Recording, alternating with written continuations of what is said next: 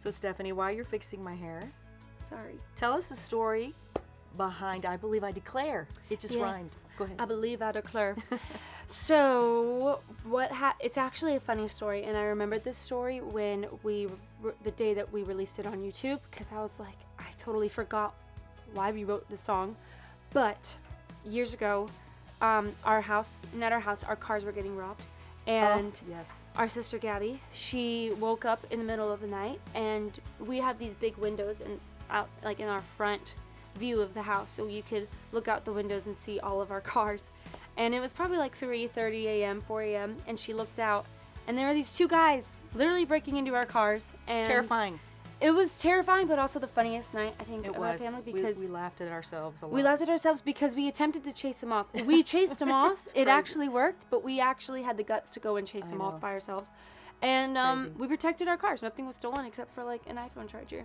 But anyway, the next day, I remember we were a little shaken up because like it was funny and we were fine, we were safe, but we were going to go see a movie, and we didn't want to leave the house unoccupied, and we were laughing as we were leaving because we were like, "Are you scared? Yeah, you're scared." But we were actually shaken up a bit, and I remember when we were getting ready to leave, it was almost immediately that I was thinking in my head, we should not be afraid.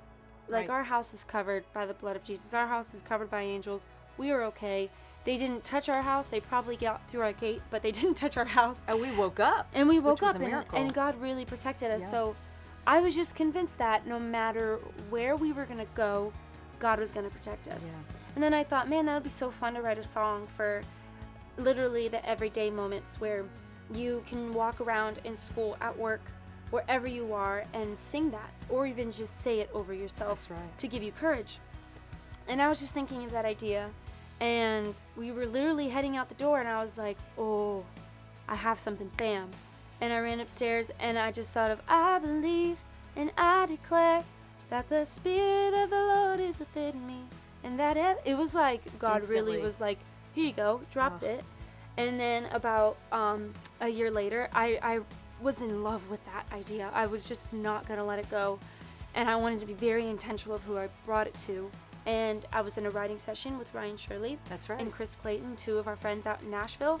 And I showed it to them, and they loved the chorus. And we finished that song, I think, in 45 minutes. Wow.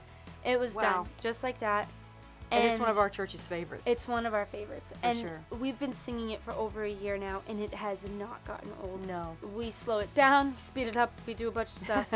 And we love that song because we really wanted a song for people to take home. And we wanted them and something to declare over their lives. Yes. And it gives them that. Exactly. Something easy to remember, that if you're walking around the city, if you're walking in a parking garage, at a college campus, on the job, wherever you are, wherever, it's something that you can remember and you can say over yourself as you're out there living, and to declare over yourself. So it's awesome.